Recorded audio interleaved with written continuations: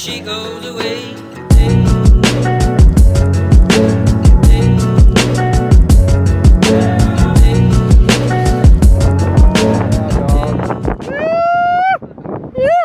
Alright everybody, I apologize for my voice. I have been working night shifts and taking care of a lot of patients with the flu.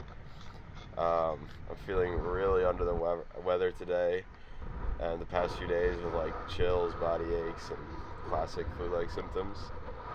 But I wanted to share a video from a few weeks ago where I tested out the Icefox action camera.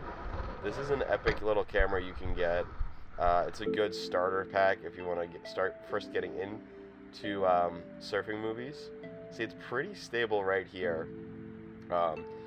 If you are an actual young Grom, like someone who is like, 8, 9, 10, 12, like when I first started making movies, this is a great kind of starter pack, first camera to get to practice like going out in the ocean, seeing whether your camera floats or not, seeing what angles are good. As you can see here, it's bouncing a little bit, so I might have to work on the my attachments, but there are some stable points like right here, and it's pretty clear. I still need to troubleshoot it a little bit to get the dewdrops off, but yeah, these are pretty sick little clips, and this was a grindy little session.